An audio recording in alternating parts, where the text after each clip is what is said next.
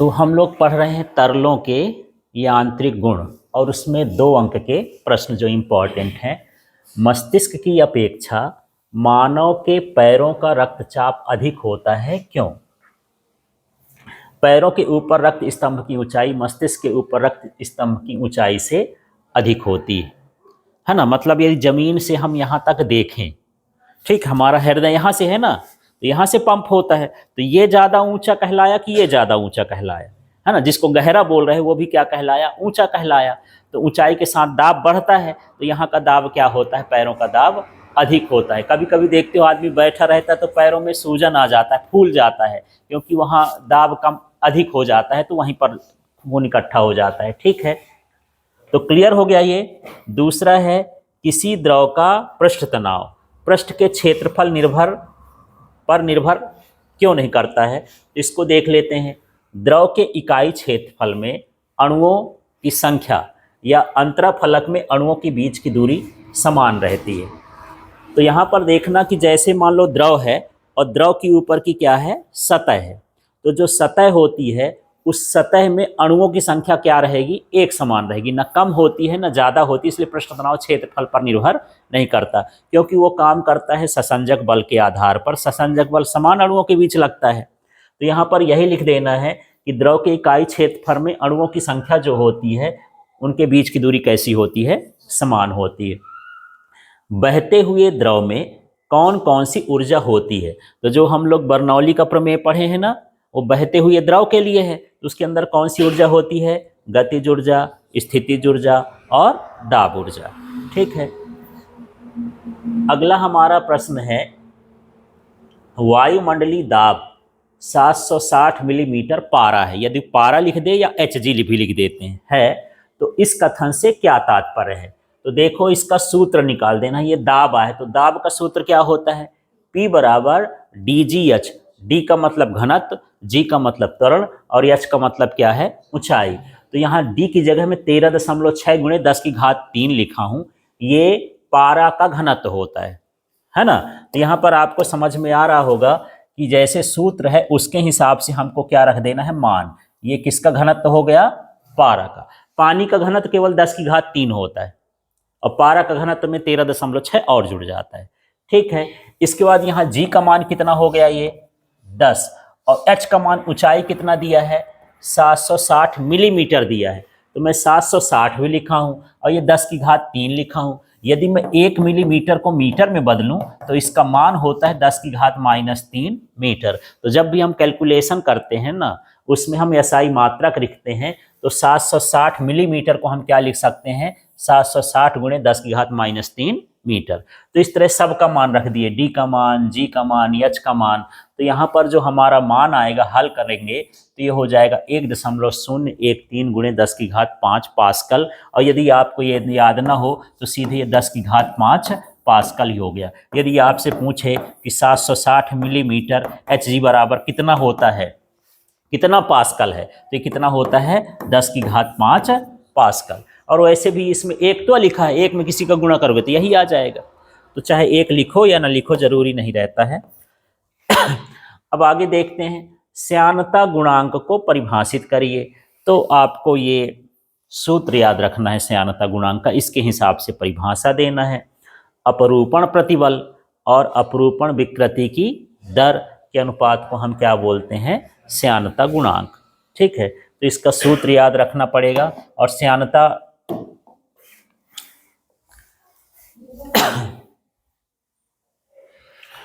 अब आगे देख लेते हैं, यहाँ पर किसी द्रव की पृष्ठीय ऊर्जा से क्या आशय है। पृष्ठ तो समझते हो, द्रव की एक सतह होती है, गैस की सतह नहीं होती, ठोस की भी सतह होती है। तो वो सतह की भी एक ऊर्जा रहती है। सतह अलग नहीं हो जाती, उसके साथ क्या होती है, जुड़ी होती है। तो यदि हम सतह को खींचना चाहें या दबाना चाहें तो हमको ऊर्जा लगेगी। अपने आप वो ना खींचेगा ना अपने आप वो क्या हो जाएगा, दबेगा। तो हम इसको वही कहेंगे कि किसी द्रव के पृष्ठ में एकांक वृद्धि करने पर, पृष्ठ के क्षेत्रफल में क्या कर दें, एकांक वृद्धि करने पर किए गए कार्य को हम क्या बोलते हैं, पृष्ठीय ऊर्जा। जैसे मान के चलो, यदि आप, वैसे मेरे YouTube वीडियो में एक ठो पृष्ठ तनाव का एक्सपेरिमेंट का वीडियो पड़ा है, उसमें क्या है कि एक उसका घोल है, किसका, साबुन और पानी का, ठीक, उसके अंदर मैं ऐसे टेढ़ा मेढ़ा क्या करता हूँ, धागा डालता हूँ, टेढ़ा मेढ़ा। तो ये धागा कुछ देर में क्या हो जाता है, ऐसे तन जाता है, खिंच जाता है पृष्ठ तनाव की वजह से। तो जो ये तन गया तो इसके क्षेत्रफल में क्या हो गई, वृद्धि हो गई। तो इस क्षेत्रफल को बढ़ाने के लिए जो कार्य करना पड़ेगा तो वही क्या कहलाएगा, पृष्ठीय ऊर्जा। तो यही है द्रव के पृष्ठ के क्षेत्रफल में एकांक वृद्धि करने में किया गया कार्य, उसको हम क्या बोलते हैं, पृष्ठीय ऊर्जा। और ये सूत्र है S = W/Δ A। यहाँ से भी लिख सकते हैं कि यही है, A का मतलब क्षेत्रफल, डेल्टा का मतलब वृद्धि। तो द्रव के पृष्ठ के क्षेत्रफल में वृद्धि करने में किया गया कार्य क्या कहलाएगा, पृष्ठीय ऊर्जा कहलाएगा। फिर ये 8वां है, केशिकीय उन्नयन किसे कहते हैं। तो क्या होता है, केश नली में द्रव का ऊपर चढ़ना ही क्या कहलाता है, केशिकीय उन्नयन। और मैं पहले बताया था, केश नली एक बाल जैसे नली होती है, और आप चाहो तो जब आपकी रिफिल खत्म हो जाती है ना, रिफिल को साफ कर दो तो वो भी क्या कहलाएगी, केश नली। अब केश नली को एक पानी में ऐसे करके डुबाओगे ना, तो इसमें पानी का लेवल थोड़ा ऊपर हो जाएगा, यहाँ तक भरा भरा पानी दिखेगा, इसको हम बोलेंगे केशिकीय उन्नयन। तो सीधे सीधे केश नली में पानी का चढ़ना क्या कहलाता है, केशिकीय उन्नयन। और वैसे भी मान लो ये कोट पहना हूँ, यदि मैं यहाँ पर इतना भर भिगाऊं थोड़ा सा, तो क्या इतने भीगेगा, ये कहाँ तक पहुँच जाएगा, ऊपर तक। क्यों पहुँच गया, क्योंकि ये जो धागा है किसका काम करता है, केश नली का। तो केश नली के कारण पानी क्या होता है, ऊपर चढ़ता है। तो इस तरह से हम इसको क्या बोलते हैं, केशिकीय उन्नयन। और इसके बहुत सारे उदाहरण भी पढ़े थे, जैसे पुराने ज़माने में ना हम लोग जो है उजाला के लिए मिट्टी का तेल यूज करते थे, तो एक शीशी में मिट्टी का तेल भर देते थे, फिर यहाँ ढक्कन में छेद करते थे, फिर इसमें कपड़ा ऐसे डाल देते थे, फिर इसको जला देते थे, तो ये तेल यहाँ से चढ़ के यहाँ तक जाता था, है ना। इसको डिब्बी ना बोलते थे, क्या बोलते थे, है ना। तो यही चीज़ है कि यहाँ पर ये जो तेल का चढ़ना है या द्रव का चढ़ना है वही कहलाया उन्नयन। तो ये जो धागे होंगे वो किसका काम करेंगे, केश नली का, ठीक है। आगे देखते हैं, टोरिसेली निर्वात से क्या आशय है। तो यहाँ पर समझना, टोरिसेली जब हम वायु दाब मापी अभी थोड़ी देर में पढ़ेंगे, तो वायु दाब मापी बनाते समय हम क्या करते थे, एक टब में पारा लेते थे और एक नली में पारा लेते थे, और उस नली को उस टब में हम ऐसा उल्टा कर देते थे, ऐसा। समझ में आ रहा है क्या मैं बोल रहा हूँ। इसमें भी पारा भरा है, इसमें भी पारा भरा है, लेकिन हम इसमें क्या करेंगे, पहले भर के अंगूठा लगा के इसको अंदर वापस ऐसे कर देंगे, उल्टा कर देंगे, तो इस पारे का तल थोड़ा कहाँ आ जाएगा, नीचे। जब नीचे आ जाएगा तो यहाँ क्या बचेगा, हवा तो घुसी नहीं, कुछ नहीं बचा, वो क्या कहलाया, निर्वात। उसी को हम क्या बोलते हैं, टोरिसेली का निर्वात। तो यही वायु दाब मापी के नली में, ये वायु दाब मापी की क्या है, नली में निर्वात का क्षेत्र क्या कहलाएगा, टोरिसेली का निर्वात कहलाता है, ऐसा है, ठीक है। फिर 10वां देख लेते हैं यहाँ पर, संपर्क या स्पर्श कोण किसे कहते हैं। तो यही संपर्क बिंदु से द्रव की सतह पर खींची गई स्पर्श रेखा और द्रव के सतह के बीच का कोण। तो आपको ऐसे परिभाषा से तो समझ में आएगा नहीं, थोड़ा सा देख लेते हैं। जैसे मान के चलो, जब हम किसी बर्तन में द्रव को भरते हैं, ठीक है, या केश नली में ही द्रव को भर दो, तो कभी उसका जो ऊपर का तल होता है, कभी अवतल होता है, कभी उत्तल होता है और कभी समतल होता है। इस चित्र को मैं थोड़ा सा संकरा बना लूँ, केश नली जैसे बना लूँ, तब आपको समझ में आ जाएगा। जैसे मान लो एक केश नली में ये लिया, दूसरी केश नली ये लिया, तीसरी केश नली ये लिया। अब मैं किसी द्रव को भरता हूँ तो इसमें इस तरह का ये बना, ये अवतल कहलाया, ठीक है। किसी में उठ के बनता है, जैसे पारे के साथ ये बनता है, किसी में कैसा बनता है, ऐसे ही बनता है ना। तो इसको बोलते हैं मेनिस्कस। तो मेनिस्कस कभी क्या हुआ, अवतल, कभी क्या हुआ, उत्तल, और कभी क्या हुआ, समतल। अब हमको बताना है कि इसका स्पर्श कोण क्या है। तो स्पर्श कोण के लिए हम क्या करते हैं, यहां देखना, इसके सतह से हम स्पर्श रेखा खींच देंगे। सतह से हम क्या खींचेंगे, स्पर्श रेखा। तो यहां पर देख लेते हैं, ये हम यहां पर स्पर्श रेखा खींचे और ये सतह हो गई। इसी तरह से यहाँ भी स्पर्श रेखा खींचे और ये सतह हो गई। इसी तरह से यहाँ भी स्पर्श रेखा खींचे और ये सतह हो गई। ठीक है, तो यहाँ पर अब संपर्क कोण बात करते हैं कि संपर्क कोण है क्या। तो देखो, मेनिस्कस पर खींची गई स्पर्श रेखा और संपर्क सतह के बीच का कोण, संपर्क सतह वहां जहां से जुड़ा है। तो एक बार फिर से बोलो, क्या? मेनिस्कस पर, ये सब मैं मेनिस्कस पर खींचा हूं ना, मेनिस्कस पर खींची गई स्पर्श रेखा और इसका नाम क्या है? संपर्क सतह के बीच बना कोण क्या कहलाता है? स्पर्श कोण। यदि स्पर्श कोण का मान 90 से कम है तो जो मेनिस्कस होगा वो कैसा होगा? अवतल। इसका मान 90 से अधिक है तो मेनिस्कस क्या होगा? उत्तल। और यदि 90 ही हो तो वो क्या हो जाएगा? समतल। ठीक है, इस तरह से मेनिस्कस होता है। तो संपर्क कोण जब आपको आए तो इस तरह से चित्र बना के आप उसको बना सकते हैं। इसके बाद यहाँ पर देखते हैं तरल दाब किसे कहते हैं, इसका विमीय सूत्र लिखिए एवं मात्रक लिखिए।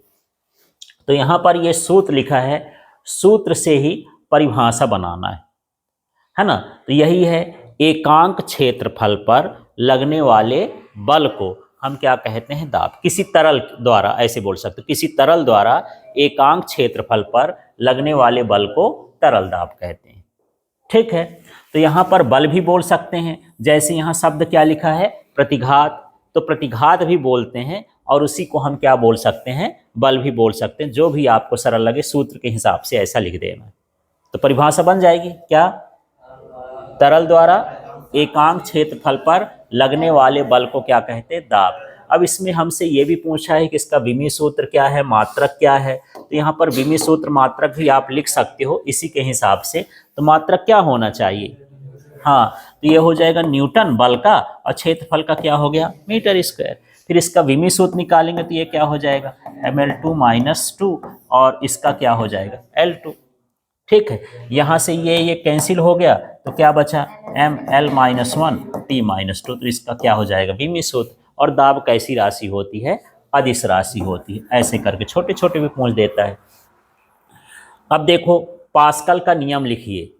तो पास्कल का नियम सीधा सीधा है, यदि हम किसी द्रव में या किसी बंद पात्र में किसी तरल को भर दें, जैसे इसके भीतर हम गैस भर दें या पानी भर दें, तो समान रूप से सभी भागों में बराबर दाब लगता है। तो यही है कि बंद पात्र में किसी तरल द्वारा प्रत्येक बिंदु पर लगने वाला दाब कैसा होता है? समान होता है। जैसे अब हम ट्यूब में हवा भरते हैं, तो यदि ट्यूब भी बराबर है, बढ़िया मोटाई का है ना, और उसमें हवा भरोगे तो एक ही जगह फूलेगा क्या? हर जगह कैसा फूलता है? बराबर फूलता है। क्यों फूलता है? क्योंकि हर जगह कैसा दाब लगता है? बराबर। यदि कम ज्यादा लगेगा तो जहां ज्यादा लगेगा तो ज्यादा फूलेगा, जहां कम लगेगा तो कम फूलेगा।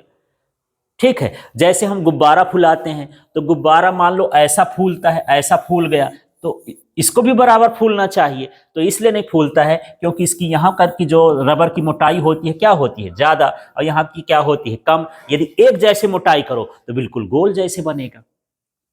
ठीक है, तो इसी तरह से है, यदि हम किसी बंद पात्र में किसी तरल को रखें तो प्रत्येक बिंदु पर दाब कैसा लगता है? हाँ, तो यही है, किसी बंद पात्र के किसी भाग में लगाया गया दाब सभी दिशाओं में समान रूप से संचरित होता है। याद हुआ? ये इंपॉर्टेंट है। क्या? किसी बंद पात्र में, हाँ, किसी भाग पर लगाया गया दाब सभी दिशाओं में समान रूप से संचरित होता है। यदि हम दाब यहाँ लगाएंगे तो समान रूप से सभी भागों में क्या लगेगा? इसमें संचरित होगा। यही क्या कहलाता है? पास्कल का नियम। तो यही, किसी बंद पात्र में भरे तरल पर किसी भाग में बाह्य दाब आरोपित किया जाए तो वह समान रूप से सभी दिशाओं में संचरित होता है। ठीक है, आगे के हिस्से में आ जाते हैं। ये किसी द्रव के दाब ऊर्जा किसे कहते हैं? तो यही है, द्रव के दाब के विरुद्ध किए गए कार्य को क्या कहेंगे? द्रव की दाब ऊर्जा। ठीक है, जैसे मान लो एक काम करते हैं, बाल्टी है, खाली होगी, है ना, तो हल्का लगेगा, और जब उसमें पानी भर दो तो क्या लगेगा? भारी लगेगा। इसका मतलब ये है कि उसमें क्या उत्पन्न हो गया? दाब। अब यदि मैं उसको ऊपर उठाऊंगा तो मुझे कार्य करना पड़ेगा, वही कार्य क्या कहलाएगा? दाब ऊर्जा। तो तरल के दाब के विरुद्ध किया गया कार्य क्या कहलाएगा? दाब ऊर्जा कहलाएगा। ठीक है, अब आप क्या करते हो? साइकिल चलाते हो तो आपको हवा लगती है, तो हवा क्या लगा रही है? दाब। और उसके विरुद्ध आप चले जा रहे हो कि हवा मान लो इधर से आ रही है और साइकिल आप आगे लेते जा रहे हो, तो जो कार्य कर रहे हो वो क्या कहलाएगी? तरल की दाब ऊर्जा। ठीक है, तो यहाँ पर सीधा है, द्रव के दाब के विरुद्ध किए गए कार्य को द्रव की क्या बोलेंगे? दाब ऊर्जा। अब यहाँ पर 14वां प्रश्न देखते हैं। कांच के स्वच्छ समतल पृष्ठ पर जल फैलने का प्रयास करता है, जबकि पारा उसी पृष्ठ पर बूंदें बनाने का प्रयास करता है। तो इसको समझना, पहले प्रश्न को समझते हैं क्या है। मान लो ये कांच की एक पृष्ठ है, सतह है, इसमें यदि हम पानी की बूंद डालें तो पानी इस तरह से फैल जाता है। ठीक है, अब यदि मैं पारा की बूंद डालूं तो पारा इस तरह से हो जाता है ना। पारा गोलाकार होता है और ये चपटा हो जाता है। क्यों होता है इसका हम चाहिए, तो यदि बहुत साठ में लिखना हो तो ये लिख सकते हो कि इसका पृष्ठ तनाव क्या होता है? अधिक होता है, और इसका पृष्ठ तनाव क्या होता है? कम होता है। दूसरा देखो, यहाँ पर देखो, जब पानी पानी के बीच लगता है तो उसको हम कौन सा बल बोलते हैं? ससंजक बल। और जब मान लो पानी, ये मैं किसके बात बोला? पानी प्लस क्या हो गया? पानी, इनके बीच लगने वाला, समान अणुओं के बीच लगने वाला बल क्या कहलाएगा? ससंजक बल। इसमें भी जो है पारा और प्लस पारा के बीच का क्या लगेगा? यहाँ ससंजक बल। अब असंजक बल की बात कर लेते हैं। इसमें ये हो गया पारा और साथ में क्या हो गया? कांच, ये दो संपर्क में है ना, तो इनके बीच क्या लगेगा? असंजक बल। यहाँ भी देख लेते हैं, ये है कांच और वो है पारा, तो कांच पानी, कांच और पानी के बीच जो बल लगेगा वो क्या कहलाएगा? संजक। तो अब मुझे बताओ, ससंजक बल उसको सिकोड़ने की कोशिश करता है, और ये जो है असंजक बल उसको क्या करेगा? फैलाने का। ये कांच आकर्षित करेगा, तो इसमें किसका मान कम है, किसका मान ज्यादा है? ये बताओ, ससंजक का कि इसका? असंजक का। ये फैल गया, माने कांच से इसको प्रेम है ना, कांच की तरफ जा रहा है, तो कौन सा बल अधिक हो गया? असंजक बल क्या है? अधिक। और इसमें ससंजक बल क्या है? कम। इसमें देखो, ससंजक बल क्या है? अधिक, अपने अणुओं को भागने ही नहीं देता, तो ससंजक बल अधिक हो गया, असंजक बल क्या हो गया? कम हो गया। तो आप इसको दो तरह से बता सकते हो। दोनों आंसर फिर से सुनो। यदि यहाँ पर देखेंगे कि ये जो पानी है ये चपटा हो गया, फैल गया, क्योंकि इसका पृष्ठ तनाव कम है। इसमें बोलोगे तो इसका पृष्ठ तनाव क्या है? अधिक है। दूसरे तरह का आंसर ससंजक और असंजक में देना है तो ऐसा दे सकते हो कि यहाँ पर पानी पानी के बीच लगने वाला ससंजक बल कांच और पानी के बीच लगने वाले असंजक बल से कम होता है। ठीक है, और इसको बोलोगे तो यहाँ पर पारा और पारा के बीच लगने वाला ससंजक बल पारा और कांच के बीच लगने वाले असंजक बल से अधिक होता है। ठीक, तो इस तरह से ससंजक और असंजक के बारे में लिख सकते हो। अब यहाँ पर यही है, अगला देखते हैं, द्रवों के अविरतता का सिद्धांत या सांतत्य समीकरण लिखिए। तो यहाँ पर देख लेते हैं, ये सूत्र है, इस सूत्र से परिभाषा दे सकते हैं। कोई हमारे पास नली है, उसका परिच्छेद असमान है, माने ऐसा ऐसा, कहीं भी इस तरह से, ऐसा ऐसा, ठीक है, ऐसा ऐसा, ये मैं लिख लिया A1, यहाँ लिख लिया A2, ये लिख लिया A3। ये कोई नली है असमान परिच्छेद की, माने ये कहीं पर संकरी है और कहीं पर चौड़ी है, जिसको हम क्या बोलेंगे? असमान परिच्छेद। तो इसमें जो द्रव बहेगा, इसके भीतर क्या बहेगा? द्रव, तो उसके क्षेत्रफल और वेग के गुणनफल के क्या होता है? माने इसका नियत मान होता है। फिर से देखो, यहाँ पर फिर से देख लेते हैं, यदि कोई द्रव असमान परिच्छेद की नली में बहता है तो प्रत्येक बिंदु पर परिच्छेद के क्षेत्रफल और वेग का गुणनफल क्या होता है? नियत होता है। यदि मैं इसको कहूँ तो A2 V2 का मान भी क्या रहेगा? नियत। यहाँ भी क्या हो जाएगा? A3 V3 का मान भी क्या रहेगा? नियत।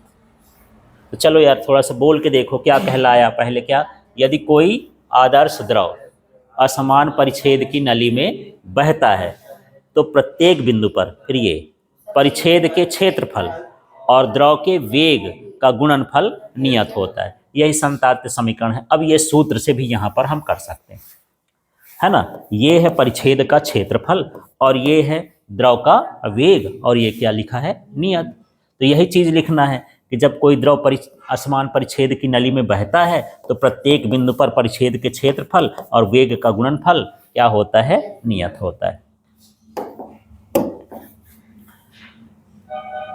अब यहाँ पर देख लेते हैं, ये इंपॉर्टेंट प्रश्न है, इसको समझना है। धारा रेखी तथा विक्षुब्ध प्रवाह में अंतर है। वैसे इनका मतलब पहले समझ लें तो परिभाषा करने में आसानी होगी।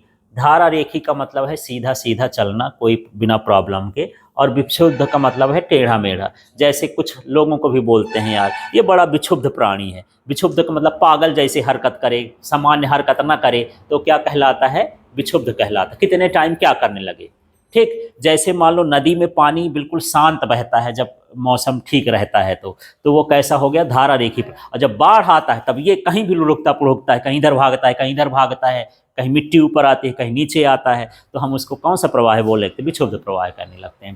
तो यही है, विक्षुब्ध का मतलब गड़बड़, ये समझो, विक्षुब्ध का मतलब क्या हो गया, गड़बड़। तो यहाँ पर यदि किसी बिंदु से गुजरने वाले तरल के प्रत्येक कण का प्रवाह का वेग कैसा हो, समान हो, तो ये क्या कहलाएगा, धारा रेखी। और यदि वहाँ पर वेग क्या हो जाए, भिन्न भिन्न, तो क्या हो जाएगा, विक्षुब्ध हो जाएगा। ऐसे समझ लो कि ये नली है और यहाँ से या कोई भी भाग है जिसमें द्रव बह रहा है, ठीक है। तो मान लो जितने भी कण निकलते हैं, तो यहाँ से जो कण निकलता है उसका वेग मान लो 30 मीटर प्रति सेकेंड है ना। इस बिंदु पर मान लो 20 मीटर प्रति सेकेंड है। हर बिंदु पर समान भी हो सकता है, अलग भी हो सकता है। तो दूसरा कण भी आएगा तो इसी स्पीड से जाएगा, तीसरा कण भी जाएगा तो इसी स्पीड से जाएगा। तो ये क्या कहलाया कि ये कैसा है, धारा रेखी। प्रत्येक बिंदु पर नहीं, प्रत्येक बिंदु पर वेग समान हो तो क्या कहलाया, धारा रेखी। जैसे मान लो ये हाईवे वाला ओवरब्रिज बना है, ट्रक गया, वो भी 40 किलोमीटर की स्पीड, जैसे ऊपर आता है तो अपनी स्पीड को क्या रखता है, 40 किलोमीटर। फिर पीछे से कार आई, वो जैसे ऊपर आई अपनी स्पीड को क्या रखे, 40 किलोमीटर। फिर मान लो और दूसरा वाहन आया, अपनी स्पीड को क्या रखे, 40 किलोमीटर। मतलब वो कैसा प्रवाह है, एक तरह का धारा रेखी है। यदि वहां पर अलग अलग हो जाए कि ट्रक जो है वहां पर अलग स्पीड से चले, वो अलग स्पीड से, हर बिंदु पर उसका वेग कैसा होता रहे, अलग अलग होता रहे, तो क्या कहलाएगा, विक्षुब्ध प्रवाह कहला जाएगा। क्लियर हो गया इतना।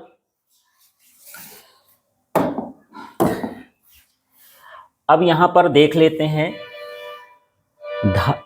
तरल के कणों का मार्ग एक दूसरे को प्रतिच्छेद नहीं करता है, और इसमें क्या होता है, करता है। अब तरल का मार्ग समझते हैं, है ना। हालांकि पानी बहते हुए लाइन तो नहीं बनाता है, पर हम उसको लाइन से मान सकते हैं कि जैसे मान के चलो, आप लोग जब चलते हो, प्रेयर हो जाती है, स्कूल में प्रेयर करते हैं ना, तो लाइन बाई लाइन लगी रहती है। तो यदि लाइन है, लाइन, इस लड़के का लाइन इसी लाइन में चले, इस लड़के का लाइन इसी लाइन में चले, है ना, उस लड़के की लाइन की में वही लड़का उसी लाइन में चले, तो एक तरह का ये कैसा कहलाएगा, धारा रेखी कहला गया। अब एक काम करे को जबरदस्ती उधर घुस जाए, अब वो वाला इधर घुस जाए, तो कैसा कहलाएगा, विक्षुब्ध प्रवाह है ना। तो कभी कभी होता है कि देखिए यार आज प्रिंसिपल नहीं है तो ऐसे चलते हैं, या कोई डांटने वाला टीचर ना हो तो घुस जाते हो इधर उधर, तो विक्षुब्ध प्रवाह हो जाता है। अब कोई आ गया, लाइन से चलना है, सब सीधे सीधे जाते हो, वो क्या कहला गया, धारा रेखी। तो इसका मतलब यही है कि जब मान लो एक कण ऐसे जा रहा है तो दूसरा कण भी ऐसे जाए, तीसरा कण भी ऐसे जाए, एक दूसरे को प्रच्छेद नहीं करते हैं। तो ये पहले कण का मार्ग है,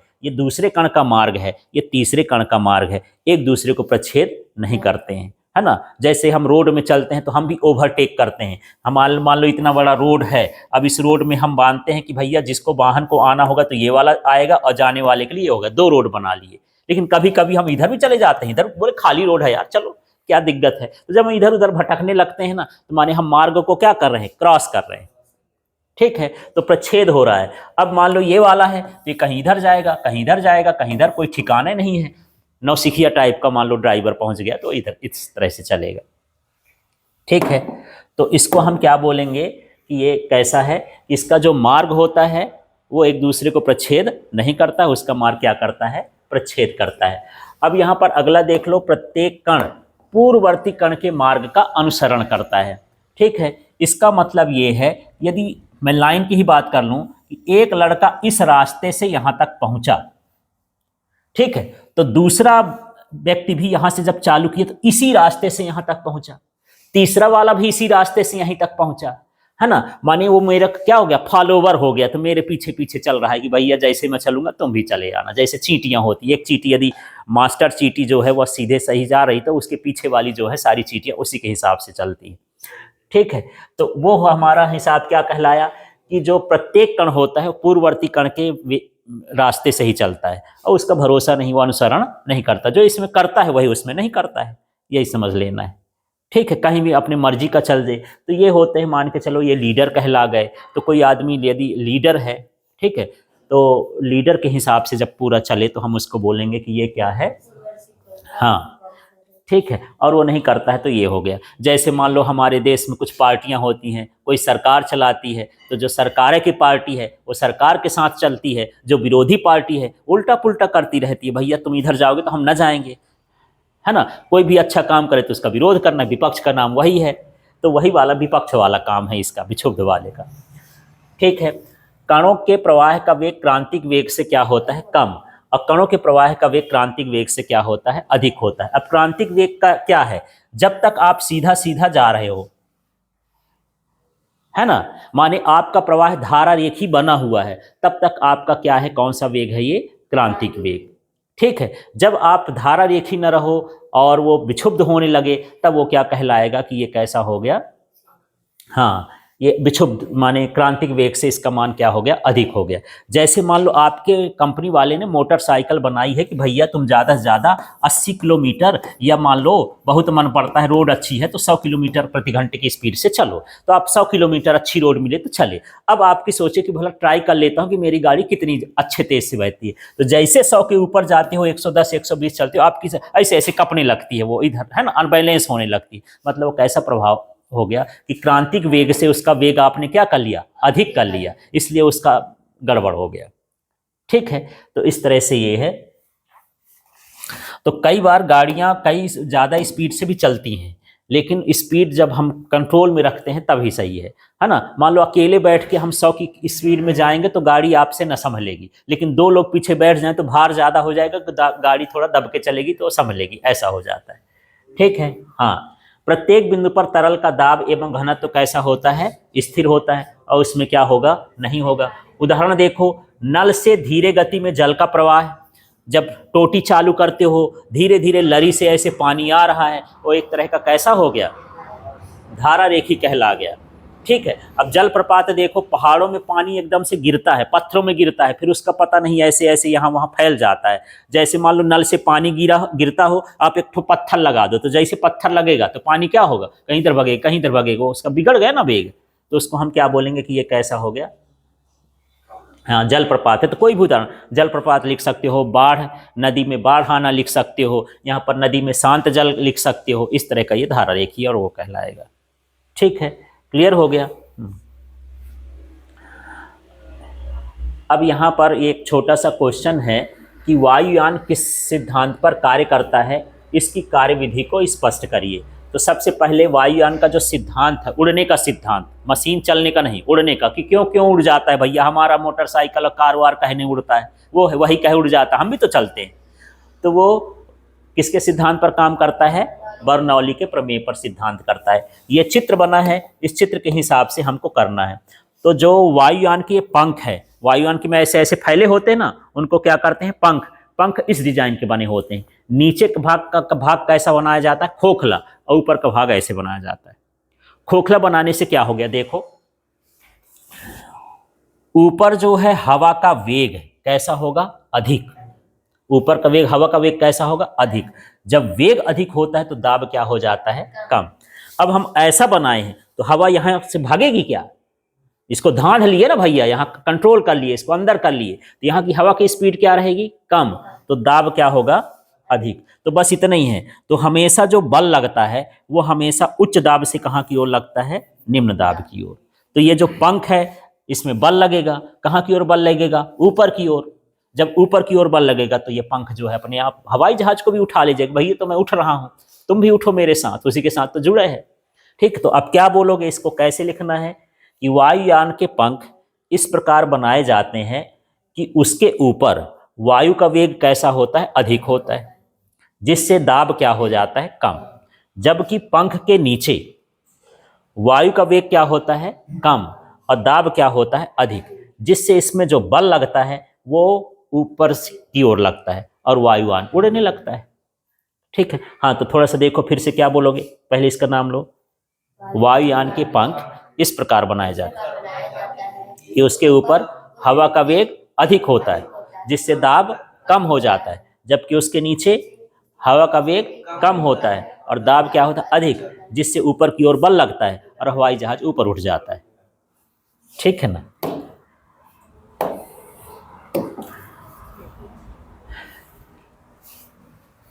अब इसके बाद हम अगला प्रश्न पहुंचते हैं और थोड़ा सा बढ़ा दो। हाँ, हो गया। हमारे पास अगला प्रश्न है, स्टोक का नियम लिखिए। और मैं इसको हटा देता हूं, बीमी विधि से इसको स्थापित नहीं करते हैं, अभी केवल स्टोक का क्या लिखते हैं, नियम लिखते हैं। ठीक है। तो जब गोलाकार वस्तु किसी तरल में गिरती है तो तरल पर लगने वाला क्या, हाँ, श्यान बल, तरल पर लगने वाला श्यान बल, फिर इसको पढ़ देना है, श्यानता गुणांक के, हाँ, वस्तु के या गोले की त्रिज्या के और उसके वेग के समानुपाती होता है। बस आप उसको छोड़ दो। ये देखो, इससे हम अपन परिभाषा बना लेते हैं। ये हमारे पास क्या हो गया, तरल, इसका नाम क्या हो गया, तरल। इस तरल में हमको कौन सी वस्तु गिराना है, गोलाकार। जब गोलाकार वस्तु गिराएंगे तो इसकी त्रिज्या भी होगी, इस त्रिज्या को हम क्या मान लेते हैं, आर। तो जब ये गिरती है तो इस पर बल लगेगा जो इसका विरोध करेगा कि भैया तुम नीचे नहीं आओ। जैसे पानी में कोई चीज़ डाल दो ना तो जल्दी से जो है वो नहीं डूबती है, पानी के अंदर उसका वेग क्या होता है, धीरे धीरे होता है। अभी मैं जबलपुर भेड़ा घाट गया था तो एक बंदर कुदनी स्थान है, ऐसे ऐसे पहाड़ हैं पास पास और उसके नीचे इस तरह से पानी है। मैं बोटिंग कर रहा, मान लो यहाँ पर बोटिंग करने ले जाते हैं और ये इतना सकरा है कि बंदर कूद के यहाँ से यहाँ जा सकता है, इसलिए जगह का नाम क्या हो गया, बंदर कुदनी हो गया। ठीक है। तो यहाँ पर लड़के भी रहते हैं, 14-15 साल 16 साल के छोटे छोटे लड़के रहते हैं। सर जी आप सिक्का फेंको पानी में, हम निकाल देंगे। और पानी वहाँ लगभग 80 मीटर 80 फीट के मीटर बोलते 80 फीट के आसपास गहरा है। ठीक है। तो हम जैसे सिक्का डालते हैं लड़का तुरंत कूदता है और ये देता है ये सिक्का, फिर वो ले लेता है सिक्का, उसी को मिलता है उसके। पर ये कैसे ले लेता है यार, 80 फीट नीचे जाता है क्या। जैसे हम सिक्का छोड़ते हैं तो अंदर वो फिर धीरे धीरे जाता है, वो जल्दी से पकड़ लेता है, कुछ दूरी में ही उसको मिल जाएगा, वो नीचे नहीं चला जाता है जल्दी से। बस हम फेंके, वो कूदा और कूदते ही उसको सिक्का मिल गया। ऐसा वो लोग करते हैं। खैर हमारी तो इतनी हिम्मत ही नहीं कि यहाँ से कूद जाए, उनकी आदत में हो गया है। ठीक है, ऐसे होता है। तो यही चीज है कि जब कोई गोलाकार वस्तु किसी तरल में क्या होती है, गिरती है, तो उस पर लगने वाला श्यान बल, ये श्यान बल ये हो गया, इसके क्या, द्रव के श्यानता गुणांक के, ठीक है, वस्तु की त्रिज्या के और उसके वेग के क्या होता है, समानुपाती होता है। बस यही है। त्रिज्या ज्यादा होगी तो श्यान बल का मान अधिक होगा, अधिक है ऊपर ऊपर है समानुपाती। वेग अधिक होगा तो श्यान बल का मान अधिक होगा। यदि श्यानता गुणांक मानी गाढ़ा द्रव होगा तो भी श्यान बल का मान अधिक। जैसे गाढ़े द्रव में हम कोई चीज डालेंगे तो धीरे धीरे जाएगा, माने श्यान बल उसको बहुत रोक रहा है, श्यान बल ऊपर लगता है, ये जा कहाँ रहा है, नीचे। इस तरह से है। तो इसी को हम क्या बोलते हैं, स्टोक का नियम। तो स्टोक के नियम के लिए सूत्र भर याद रखोगे कि F बराबर ईटा R भी होता है, उसी से हमको परिभाषा बना देना है। अब देख लेते हैं ये सीमांत वेग क्या है यार, इसको समझना, इसका सूत्र भी हमको स्थापित करना है कि यदि किसी तरल में स्वतंत्रता पूर्वक कोई वस्तु गिरती है तो उस पर एक अधिकतम नियत वेग हो जाता है, उसे हम क्या कहते हैं, सीमांत वेग। यदि आप अपनी मर्जी से कुछ ऐसा लिखना चाहते हो तो ये चित्र को समझो तो दूसरी परिभाषा लिख लोगे। यहाँ पर क्या होता है, जैसे मान लो ये कोई तरल हो गया। अब तरल का मतलब यहाँ पर हवा भी हो सकता है, कोई द्रव भी हो सकता है, पानी भी हो सकता है। यहाँ मान लो एक छर्रे को मैं गिराया इसके भीतर, तो जब छर्रा यहाँ गिर रहा था तो मान लो इसकी स्पीड थी 20 मीटर प्रति सेकेंड। ठीक है, तेजी से गिरा, जैसे इस द्रव के अंदर आया तो यहाँ पर जो इसकी स्पीड है थोड़ा घट गई, मान लो ये हो गया 18 मीटर प्रति सेकेंड।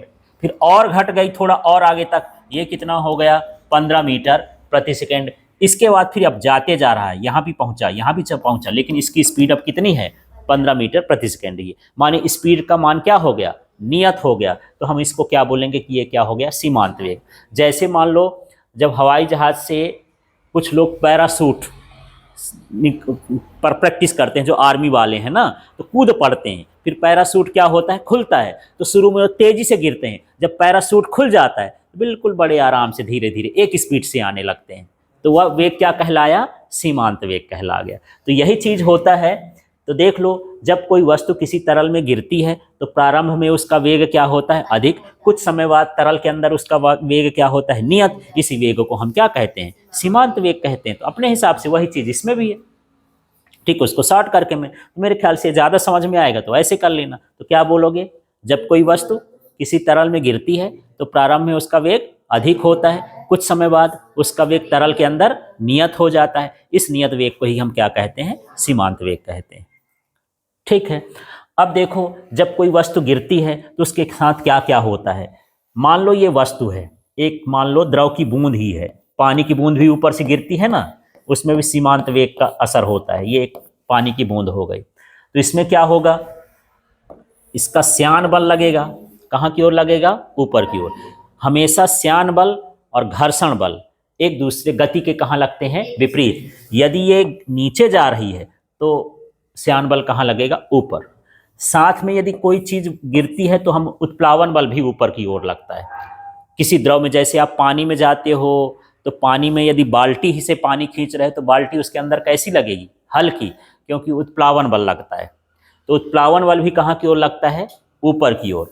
और जो वस्तु का भार है, पृथ्वी है, वो कहाँ की ओर खींचती है, नीचे की ओर। तो इस तरह से यहाँ पर ये चित्र है, और इसका वेग कहाँ की ओर है, नीचे की ओर। वस्तु कहाँ जा रही है, नीचे। तो इसमें तीन तीन बल हो गए। श्यान बल वस्तु पर कहाँ लग रहा है, ऊपर।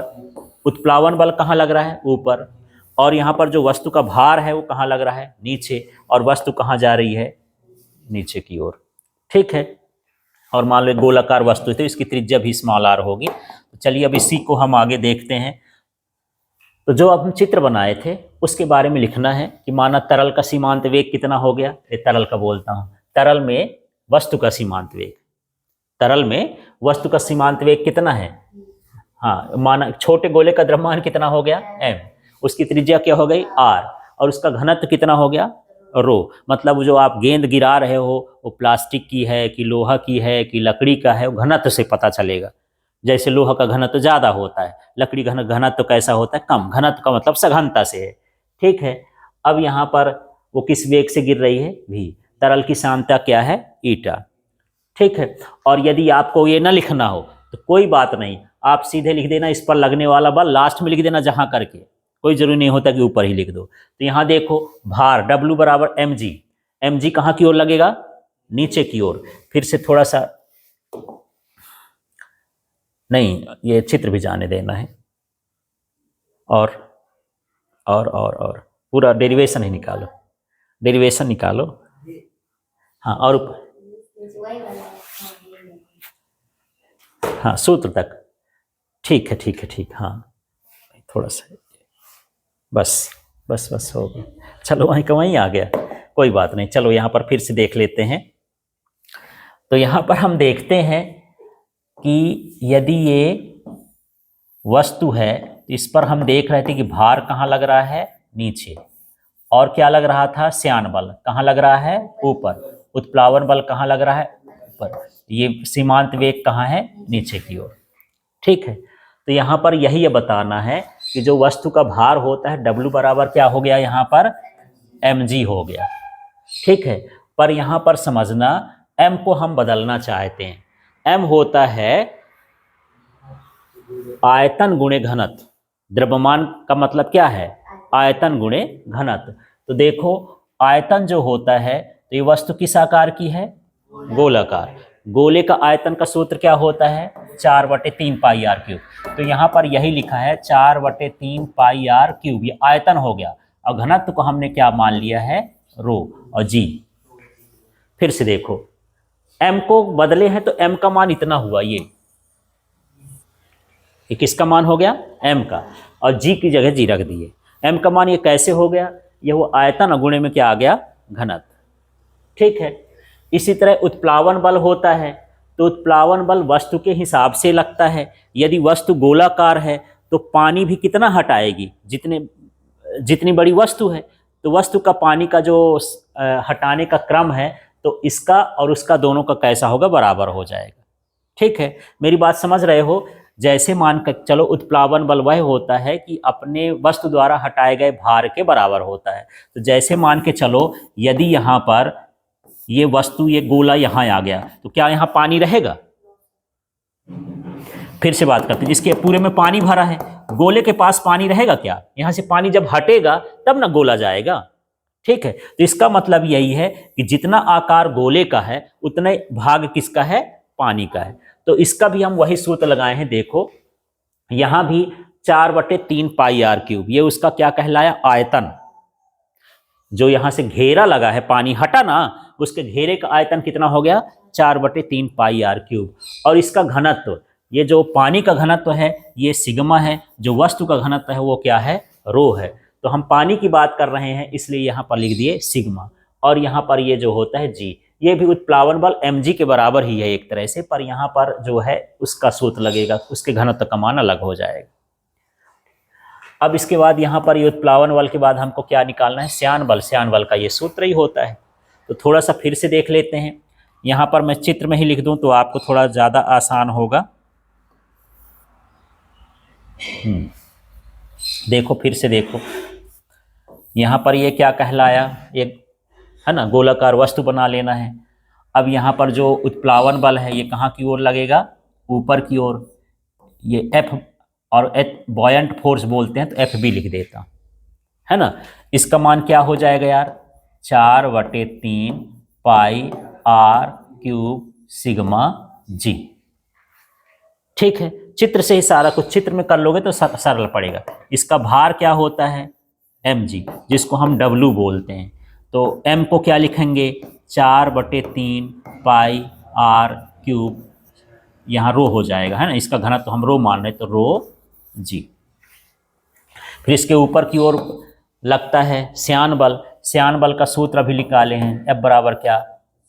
6 पाई ईटा आर भी, बस इतना है। और यदि ये चित्र बना लिए तो इसी को शब्दों में लिख देना है ना। क्या लिख देना है? कि इस पर लगने वाला बल, वस्तु का भार, ये लिख दिए। फिर यहाँ लिख दिए क्या? उत्प्लावन बल, ये लिख दिए। फिर लिख दिए क्या? श्यान बल, ये लिख दिए। ऐसे तो इतना भर ध्यान रखोगे माने आपका पूरा का पूरा सवाल खत्म। तो कितने बल ऊपर लग रहे हैं? 2, और एक कहाँ लग रहा है? नीचे। माने एफ भी, इसको श्यान बल को विस्कस फोर्स बोलते हैं तो भी लिख देना है। अब V1 V याद ना आए तो आप F1 F2 भी कर सकते हो, इसको F3 कर देना, कोई दिक्कत नहीं, अपनी मर्जी से नाम दे देना। ठीक है, तो मान लेते हैं FV प्लस FB बराबर W। ये कैसे आ गया? चित्र को देखो, FV और FB कहाँ लग रहे हैं? ऊपर, और ये कहाँ लग रहा है? नीचे। इसलिए ऊपर वाले इकट्ठा जोड़ के लिख दिए, नीचे वाले अलग लिख दिए। अब इसका मान रख देते हैं। FV का मान कितना है? 6 पाई ईटा आर भी। इसका मान कितना है? FB का, ये उधर से ये देख सकते हो, ये है, और इसका मान ये है। इस तरह से हम कर लिए। ठीक है, अगले स्टेप में जो ये है ना, इसका हम इधर की ओर क्या कर दिए हैं? पक्षांतर कर दिए हैं। पक्षांतर करने के बाद जो कॉमन है, जैसे ये 4/3 पाई आर क्यूब, ये 4/3 पाई आर क्यूब, और साथ में क्या है? जी। तो ये 4/3 पाई आर क्यूब और जी बाहर निकाल दिए। जी को उधर भी लिख सकते हो, इधर भी लिख सकते हो। अंदर क्या बचेगा? Rho minus sigma. अब यहां से जो है हमको भी निकालना है। क्या निकालना है? भी। तो थोड़ा सा देखते हैं, ये पाई पाई से कट जाएगा, देखते जाना। ये आर है तो यहाँ स्क्वायर हो जाएगा, ठीक है। और 6 है तो 6 कहाँ जाएगा? इसमें से काट देता हूँ। 2 दूनी 4, 2 तिहाई 6। जब बराबर बराबर में रहता है तो ऊपर ऊपर का कटता है, नीचे नीचे कटता है। अब ये 3 का 3 से ऊपर क्या बच गया? 2, तो 2 लिख दिया ये। और ये 3 त्रिकाई कितना हो गया? 9। और क्या बचा है? R square. और क्या बचा है? रो माइनस सिग्मा, है ना, जी। और यहाँ पर क्या है? एन, हाँ, ईटा। पाई पाई तो कट गया है ना, ईटा भर रहेगा, ईटा। ठीक है, इस तरह से यहाँ पर क्या हो जाएगा? इसका सूत्र आ जाएगा। ये किसका वेग हो गया? सीमांत वेग, है ना। तो अब ये थोड़ा सा कठिन लगने लगा होगा, तो बिल्कुल कठिन नहीं लगेगा। बस इसको भर आप ध्यान रखो कि सीमांत वेग निकालना है, मतलब ये सूत्र में ही, ये चित्र में ही सब कुछ लिख लो। तो बस इन दोनों को जोड़ देना है, बराबर इसको लिख देना है, फिर इसका पक्षांतर कर दोगे, हल कर दोगे, कॉमन अवन भी का मान निकालना है, ये दिमाग में रखो बस।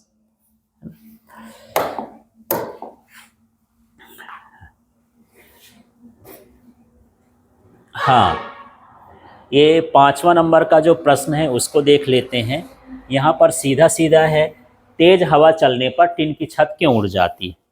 तो चित्र बना हुआ है, इस चित्र में थोड़ा सा अंग्रेजी से लिखा है इसलिए थोड़ा ध्यान देना। यहाँ पर जो है हवा का वेग कैसा है, अधिक। वेग अधिक है तो दाब कैसा होगा, हाँ यहाँ दाब क्या हो गया, कम। जो टिन के नीचे है वहां तो हवा नहीं चल रही, मान लो आंधी तूफान जब चलता है तो ऊपर का वेग ज्यादा हो जाता है, नीचे का वेग क्या होगा, कम। जैसे यहीं पर हम लोग कमरे में बैठे हैं, अब मान लो खूब खूब आंधी तूफान चलेगी तो यहाँ ज्यादा हवा लगेगा कि छत में ज्यादा लगेगा, खुले में छत में ज्यादा हवा रहेगी तो वहां का दाब क्या रहेगा, कम रहेगा। अंदर का दाब क्या रहेगा, अधिक रहेगा। ठीक है, तो यहाँ बल लगेगा तो ये बल कहाँ की ओर लगेगा, ऊपर। जब बहुत हवा चले बहुत तेज तो छत भी उड़ सकती है, पर इसमें इतनी ताकत नहीं होती, थोड़ा सा ये सब बंधा उंधा होता है ना। लेकिन टीना ऊना जो होता है वो तो वैसे कमजोर होता है तो जल्दी उड़ जाता है। तो यहीं पर यही ये समझना है। अंदर का बताओ, यहाँ हवा का वेग क्या होगा, अंदर हवा का वेग कम होगा तो दाब क्या होगा, अधिक होगा। बल इसमें जो लगेगा वो कहाँ से लगेगा, नीचे से, अधिक दाब से कहाँ की ओर, कम की ओर। तो जब बल लगेगा तो उसको भी उड़ा ले जाता है। बस यही चीज हमको पढ़ देना। देखो टिन के ऊपर आंधी तूफान के समय टिन के ऊपर हवा का वेग अधिक होता है जिससे दाब क्या होता है, कम। जबकि टिन के नीचे हवा का वेग कम होता है, दाब अधिक होता है जिससे ऊपर की ओर बल लगता है और टिन की छत उड़ जाती है, ऐसा। हाँ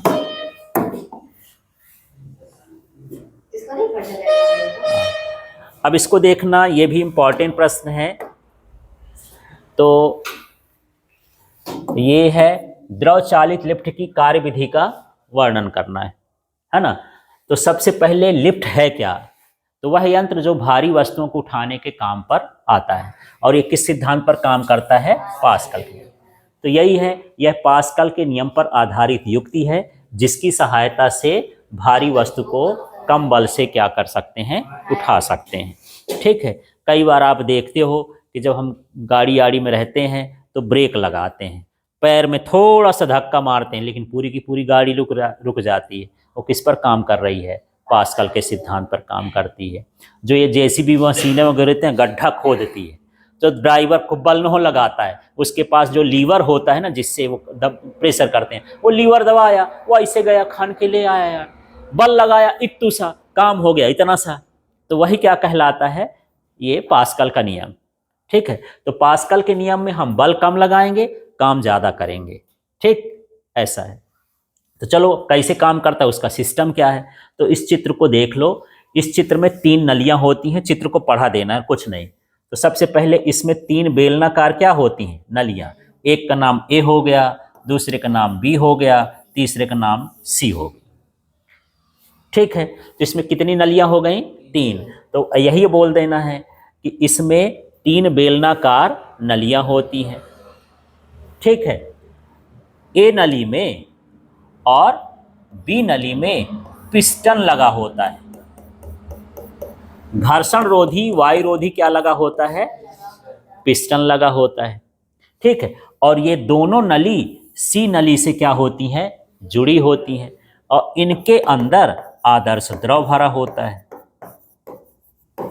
बस इतना हमको यहाँ पर बताना है। अभी चित्र के बारे में क्या बोलोगे, इसमें 3 बेलनाकार नलियां होती हैं। ठीक है, ए के ऊपर और हाँ बी के ऊपर वायु रोधी घर्षण रोधी पिस्टन लगा होता है।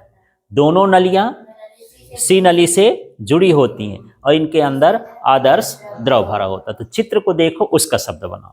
अब देखो इसकी कार्यविधि की बात करते हैं। जब हम ए पिस्टन पर, है ना, या कह सकते हो ए वाली नली के पिस्टन पर बल लगाते हैं तो पास्कल के नियम अनुसार यह बल समान रूप से सभी दिशाओं में क्या होता है, संचारित होता है, और दूसरे पिस्टन पर यह ऊपर की ओर क्या लगता है, बल लगता है। ठीक है, हाँ जी, क्या बोलोगे यार, हाँ ए पिस्टन पर, हाँ हाँ, तो हाँ, तो यह दाब समान रूप से संचरित होता है और दूसरे पिस्टन पर कैसा लगता है, ऊपर की ओर बल लगता है। क्लियर हो गया। अब जो हमारा पास्कल है वो ये कहता है कि जितना दाब यहाँ लगेगा उतना ही दाब उधर लगेगा, दोनों का दाब क्या हो जाएगा, बराबर। ठीक है, तो दाब बराबर सूत्र देखो, हमारा दाब बराबर होता है P = F/A। ठीक है, तो क्या हो जाएगा यार, F बराबर क्या हो जाएगा, हाँ। तो एक काम करते हैं, जब दोनों का दाब बराबर है तो सबसे पहले इस नली पर लगने वाले दाब को देख लेते हैं। तो इस पर दाब लगेगा क्या, P1 = F1 क्या हो गया, A1। समझ में आ गया। ए पिस्टन पर लगने वाला क्या, दाब, फिर दूसरे पिस्टन पर लगने वाला दाब क्या हो जाएगा, F2 A2।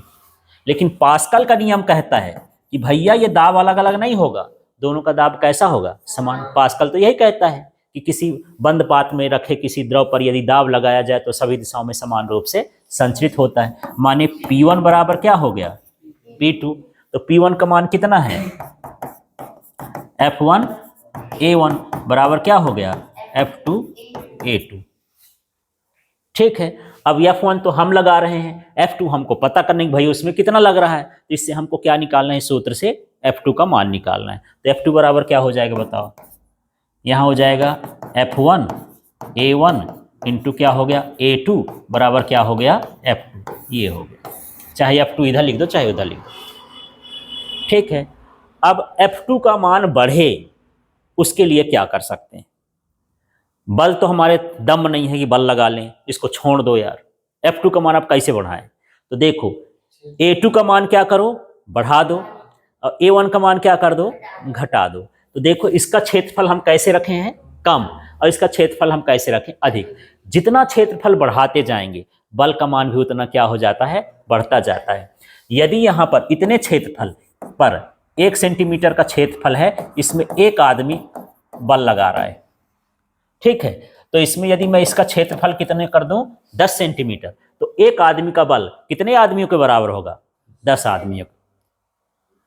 ठीक है, क्षेत्रफल बढ़ा दोगे बल का मान क्या होता जाएगा, बढ़ता जाएगा। ये सिंपल सा सिद्धांत है। यदि मुझे ऐसा लगता है कि मैं मिट्टी खोद रहा हूं, तो यहां पर सोचो कि जो जेसीबी वाला है वो 1 सेंटीमीटर पर बल लगाता है, लेकिन यदि उसको 1000 सेंटीमीटर कर दिया जाए, इसका क्षेत्रफल कितना, 1000 सेंटीमीटर, तो एक आदमी का बल कितने बलों के बराबर हो गया, 1000 आदमियों के बराबर हो गया। इस तरह से तो क्षेत्रफल बढ़ा करके हम इस बल के मान को क्या कर सकते हैं, कम। तो पहले वाले पिस्टन का क्षेत्रफल क्या करना है, घटाना है, और दूसरे वाले का क्या करना है, बढ़ाना है। ठीक है, तो इसको अच्छे से देख लेना और समझ लेना। तो यही है, तो यह पास्कल के नियम पर आधारित युक्ति है। ठीक है, जो भारी वस्तुओं को उठाने के कार्य करती है। फिर चित्र के बारे में लिख देना, इसमें 3 नली ABC होती हैं। पहले नली में और दूसरे नली में वायुरोधी घर्षण रोधी पिस्टन लगा होता है। दोनों नली C नली से आपस में जुड़ी होती हैं। इसके अंदर आदर्श द्रव भरा होता है। जब हम पहले पिस्टन पर बल लगाते हैं तो इस पर लगने वाला दाब समान रूप से दूसरे पिस्टन पर लगता है और उसमें ऊपर की ओर बल लगता है। ठीक है, फिर यहाँ लिख देने पहले पिस्टन पर लगने वाला दाब, फिर यहाँ हो जाएगा दूसरे पिस्टन पर लगने वाला दाब, फिर यहाँ पर लिख देंगे पास्कल के नियम से, और दोनों को बराबर करोगे, यहाँ से F2 का मान निकाल दोगे। F2 का मान निकालने के बाद बल बढ़ाने के लिए, बल का मान बढ़ाने के लिए क्या करना चाहिए, A2 का मान बढ़ाना चाहिए और A1 का मान कम करना है। बस इतना हमको करना है। ठीक है, हाँ जी। अब हमारे पास ये आ गया है अगला, यह है वायुमंडलीय दाब संबंधी टोरिसेली के प्रयोग का वर्णन करिए, अथवा सरल वायु दाब मापी किसे कहते हैं, इसकी संरचना का वर्णन करिए। दोनों एक ही चीज है। जो वायु दाब मापी है उसका निर्माण किसने किया है, टोरिसेली, वैज्ञानिक का नाम है। ठीक है, तो सीधा सीधा है, वह यंत्र जिसके सहायता से वायु के दाब का मापन करते हैं उसे हम क्या कहते हैं, वायु दाब मापी। तो और कुछ नहीं है, इसके नाम में ही परिभाषा है ना। कभी कभी जो है ये परीक्षा में वायु दाब मापी के नाम से न आके क्या आ जाता है, बैरोमीटर। तो बैरोमीटर आ जाए तब भी यही लिखना है कि वह यंत्र जिसकी सहायता से वायुमंडलीय दाब का मापन किया जाता है उसे बैरोमीटर कहते हैं। ठीक, अब इस चित्र को देखते हैं तब आपको सारा कुछ समझ में आ जाएगा, चित्र को देख करके। हाँ जी, यहाँ पर देख लेते हैं। सबसे पहले हमको क्या लेना है, 1 मीटर की कांच की नली लेना है, ठीक है, और प्लस इसमें पूरा इसके नेक तक, है ना, पूरा पूरा इसमें क्या भर देना है, पारा भर देना है। और एक हमको क्या लेना है, नाद। ये नाद भी कह सकते हो, इसको टब भी कह सकते हो, नाम नहीं आए तो टब लिख देना। और वो भी ना आए तो एक बर्तन लेते हैं, उसमें भी क्या भर देते हैं हम, क्या कर दिए, पारा भर देते हैं, ठीक है। बस काम खत्म हो गया। कांच की नली का व्यास जो होता है 1.5 सेंटीमीटर होता है। चलो ये पता हो गया, इसको पढ़ देना है। और यहाँ लिखने लिखने का काम जो है याद करने वाली चीज़ नहीं है, इसी को पढ़ना है। देखना, इसमें 1 मीटर लंबी कांच की नली होती है ना, जिसका व्यास 1.5 सेंटीमीटर होता है। इसके अंदर पूरी तरह से पारा भरा होता है। ये एक सिरे से बंद होती है और दूसरे सिरे से खुली होती है। नली ऐसी नहीं कि दोनों तरफ से खुली हो, एक तरफ से बंद और एक तरफ से क्या है, खुली। तो ये कैसे भी बोल सकते हो, आगे पीछे बोल दो। क्या हो गया, 1 मीटर लंबी नली होती है जिसका व्यास 1.5 सेंटीमीटर होता है। ये एक सिरे में बंद और दूसरे सिरे में क्या होती, खुली। और इसके अंदर हम क्या भर देते हैं, पारा भर देते हैं, ठीक है। फिर एक नाद लेते हैं और नाद को भी किससे भर देते हैं, पारा से। अब इस नली को, कांच की नली के मुंह को बंद कर लेते हैं, अंगूठे से बंद करके, है ना। जैसे इसमें पारा भरे हैं, अब इसको हम क्या करेंगे, इस तरह से अंगूठे से बंद कर लेंगे। अब अंगूठे से बंद करके नाद में इसको क्या कर देना है, उल्टा करना है। इस प्रकार उल्टा करना है कि इसके अंदर हवा ना घुस पाए, है ना। उल्टा करने का तरीका कैसा है कि इसके अंदर हवा ना घुस पाए। जैसे मान के चलो मैं बोलूं कि यार एक काम करो, एक खाली बाटल है ना, और इसको पानी भरना है और इस बाटल को डुबा के भरो। तो अब क्या करोगे, यदि इसका ढक्कन या माने इसका मुंह बंद कर लो और इसके बाद यहाँ पर इसमें ऐसे डाल दो, इसका ये मान लो बॉटल डाल दोगे, पानी भरेगा क्या, नहीं भरेगा। कब तक नहीं भरेगा, जब तक हवा नहीं निकलेगी भाई, उसके अंदर हवा तो भरी है ना। तो ऐसे ही हमको करना है कि जब हम पूरी तरह से दूसरे द्रव में डालते हैं ना, तो जब तक वो अंदर का तरल खाली ना होगा तब तक दूसरा जा ही नहीं सकता है। तो यहाँ पर भी ऐसे सिस्टम रखना है कि जैसे हम इसको उल्टा किए हैं तो इसकी हवा नहीं निकल पाई, वैसे यहाँ पर हवा जा ना पाए।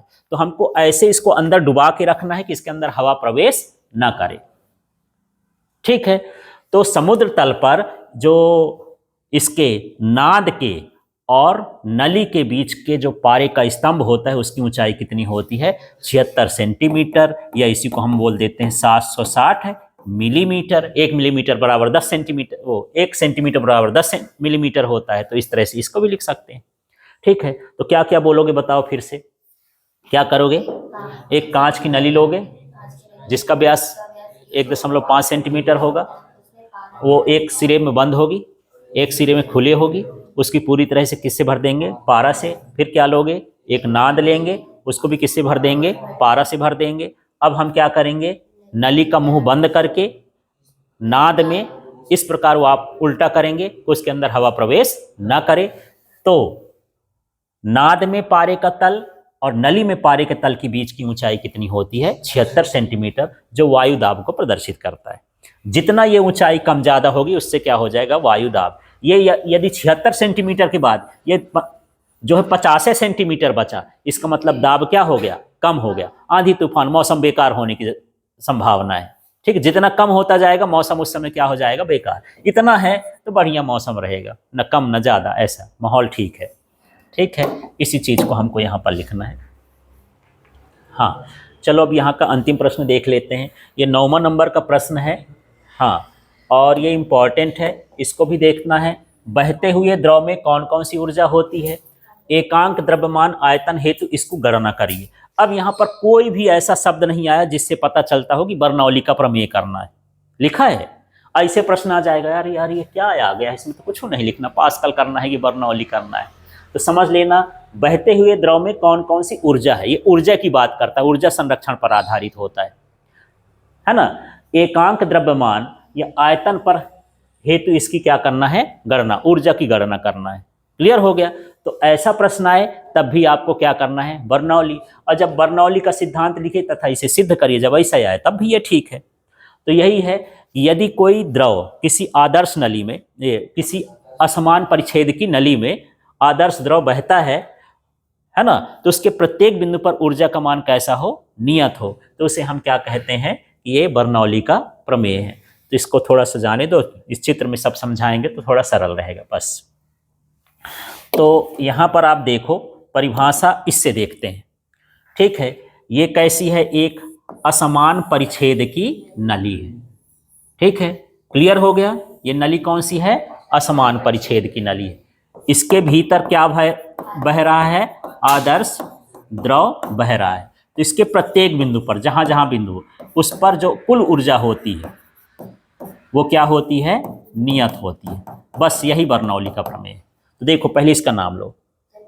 हाँ, किसी असमान परिच्छेद की नली में आदर्श द्रव बहता है, तो प्रत्येक बिंदु पर कुल ऊर्जा नियत होती है। अब इस कुल ऊर्जा में 3 तरह की ऊर्जा होती है। एक होती है क्या, दाब ऊर्जा, दूसरा क्या होता है, स्थितिज ऊर्जा, और तीसरा क्या होता है, गतिज ऊर्जा। ये तीनों ऊर्जा का मान क्या होता है, बराबर होता है। दाब ये कि इसको बहाएंगे तो दाब लगाना पड़ेगा, ठीक है। कहीं ये ऊंचाई पर है तो उसकी स्थितिज ऊर्जा होगी, और गति में है तो उसमें क्या होगी, गतिज ऊर्जा। तो हर जगह इसका मान कितना होगा, बराबर होगा। यही है, क्लियर हो गया। तो चलो पहले परिभाषा बनाओ, क्या,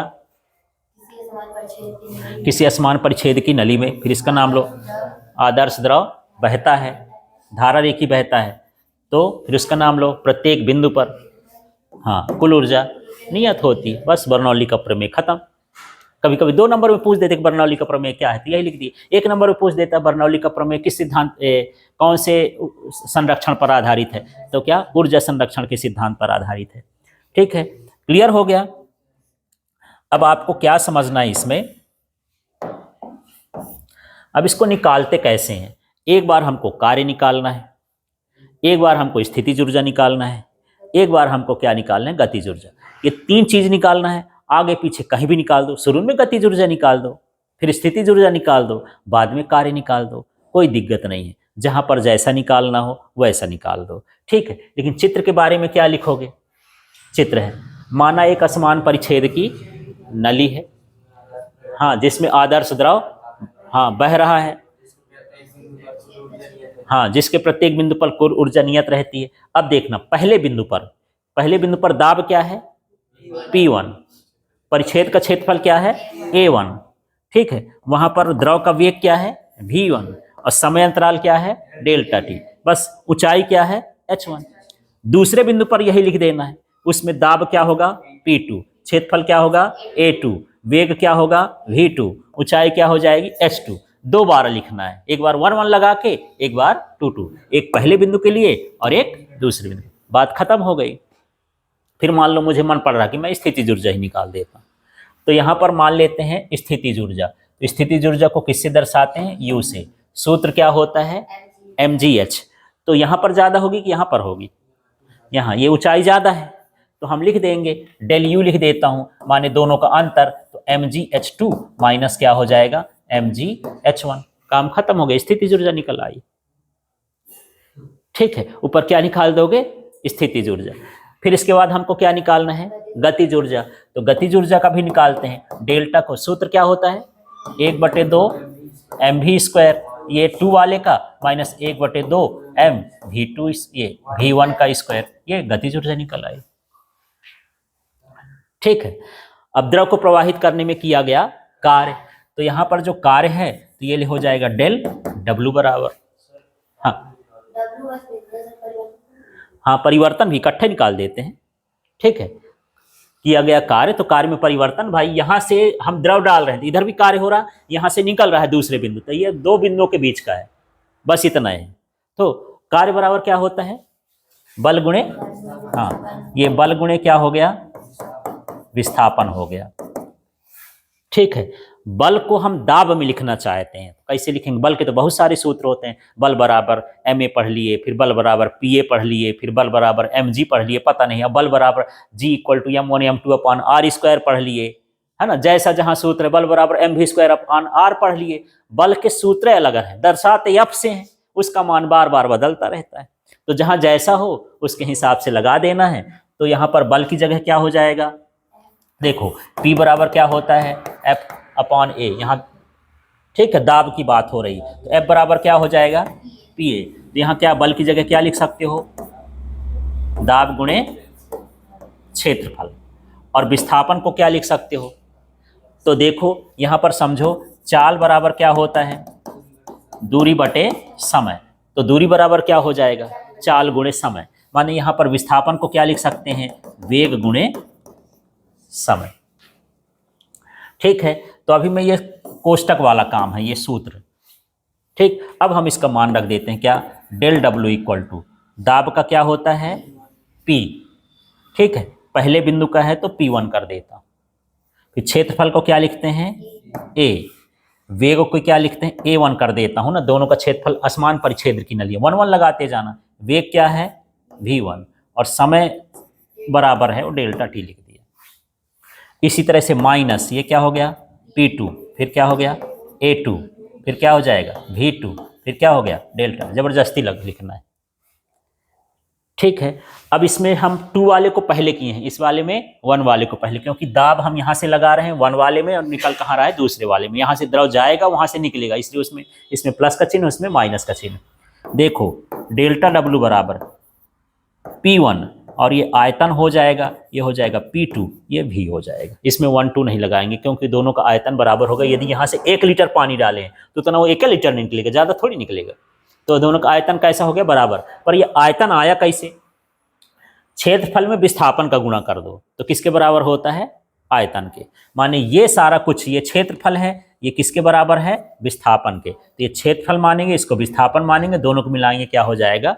आयतन हो जाएगा। ठीक है, क्लियर हो गया, काम खत्म इसका, द एंड है ना। अब इसमें मान रख देना है। समझ में आ गया? तो एक बार क्या निकालोगे? स्थितिज ऊर्जा mgh 2 बार लिखना है, 2 2 लगा देना। एक बार गतिज ऊर्जा निकालना, हाफ mv², 2 और 1 लगा देना। फिर निकाल देना है ये कार्य, तो P1 A1 V1 delta T, P2 V2, ये सब लिख के ये जो सूत्र है बगल में लिख देना यहाँ। ठीक, इसके बाद यहाँ पर ये इसको भी मान लेना। अब हम क्या करेंगे? ऊर्जा संरक्षण का नियम लगाएंगे। किसका नियम? ऊर्जा संरक्षण के नियम से। तो ऊर्जा संरक्षण का नियम ये है, ये जो हम कार्य कर रहे हैं ये कार्य 2 भागों में बंट रहा है, एक किसमें? स्थितिज ऊर्जा में, और एक किसमें? गतिज ऊर्जा में। तो हम एक काम करेंगे, भैया मैं तो कार्य ये किया पर तुम लोग बदल डाले हो, डेल्टा के और प्लस क्या कर दिया? Delta U. दोनों को जोड़ेंगे तो यही बराबर हो जाएगा, है ना। मान लो मैं 50 जूल का कार्य किया तो उसी में 50 जूल में मान लो 30 जूल गतिज ऊर्जा में बदल गई और 20 जूल किस में बदल गई? स्थितिज ऊर्जा में बदल गई, है ना। अब इनका मान रख दो यार। देखो अब वहां से क्या है इसका? P1 V माइनस क्या हो गया? P2 V। फिर डेल्टा के का मान देखो। हाँ, पहले क्या स्थितिज ऊर्जा निकाले हैं तो इसको U कर देता हूँ, के वाला इधर कर देता हूँ, बात तो नहीं, कैसे भी आगे पीछे लिख दोगे। हाँ, डेल्टा यू का मान क्या है? mgh2 माइनस क्या हो गया? mgh1। काम खत्म उसका। डेल्टा के का देखो, 1/2 mv2 का स्क्वायर माइनस 1/2 mv1 का स्क्वायर। ठीक है, अब इसमें से देखो v को सब में बटे कर देंगे तो मेरे पास क्या आएगा? देखो इधर क्या आया? P1 माइनस क्या हो गया? P2। अब यहाँ पर यदि V जाएगा तो क्या हो जाएगा? ये m/v और क्या आया? GH2। इसमें माइनस m/v GH1। यहाँ गणित लगाना कठिन नहीं, मान रख के फिर ऐसे कर देना, ठीक है। और फिर क्या हो जाएगा? प्लस 1/2 m/v और क्या है? ये कैपिटल V रहेगा, स्मॉल v का क्या हो गया? स्क्वायर, और माइनस 1/2 ये V2 है ना। हाँ, ये m/ क्या हो गया? कैपिटल V, और यहाँ हो जाएगा क्या? V1 का स्क्वायर। इस तरह से सारा कुछ मान रख देंगे। मान रखने के बाद अब हमारे पास बचेगा क्या? यहाँ लिख देता हूँ P1 माइनस P2, ये द्रव्यमान और बटे में आयतन, एक सूत्र होता है घनत्व, तो उसको हटा के उसकी जगह पर क्या लिख देना है? D। तो क्या हो जाएगा? DGH2। ठीक है, फिर क्या? DGH1, फिर माइनस 1/2 DV2 का स्क्वायर, ये इसमें प्लस है ना, यह माइनस 1/2 dV1 का स्क्वायर। अब 1 1 वाले एक तरफ कर देना और 2 2 वाले एक तरफ। तो यहाँ क्या बनेगा देखना, ये P1 लिखा, यहाँ से किसी को ढोलो उस तरफ H कहाँ है बराबर, ये है ना, ये 1 वाला इधर ले आएंगे तो क्या हो जाएगा प्लस DGH1। फिर एक ठो ये 1 वाला है, इसको भी ले आओ तो क्या हो जाएगा 1/dV, हाँ dV1 का स्क्वायर बराबर। अब जो है ये -P2 है ना, उधर ले जाओ, 2 2 वाले एक साइड कर दो, जमाया देना है तो हो गया P2। अब हमारे पास ये बना प्लस DGH2, ये लिख दिया हूँ, कोई चिन्ह नहीं तो प्लस हो गया। फिर किसको लिख दूंगा, ये प्लस 1/2 dV2 स्क्वायर। तो जितनी ऊर्जा ये है, ये दाब ऊर्जा हुई, ये स्थितिज ऊर्जा हुई, ये गतिज ऊर्जा हुई, इधर भी दाब ऊर्जा हुई, ये स्थितिज ऊर्जा हुई, ये गतिज ऊर्जा हुई, दोनों का योगफल क्या है, बराबर है। तो ऐसे तो हर जगह बराबर होगा। बोलोगे सर हम ऐसा ना मानेंगे, अब 3 3 भी लिखो, चौथा भी लिखो, तो सीधा सीधा ऐसा लिख दो, है ना, कि यही। अब 1 2 नहीं लगाना है, ये P है ना, यहाँ इसको मैं P लिख दिया, हाफ dV स्क्वायर था, हाफ dV स्क्वायर लिख दिया, DGH आगे पीछे कुछ भी लिख सकते हैं, इनका मान क्या हो गया, नियत हो गया। तो इस तरह से आपको ये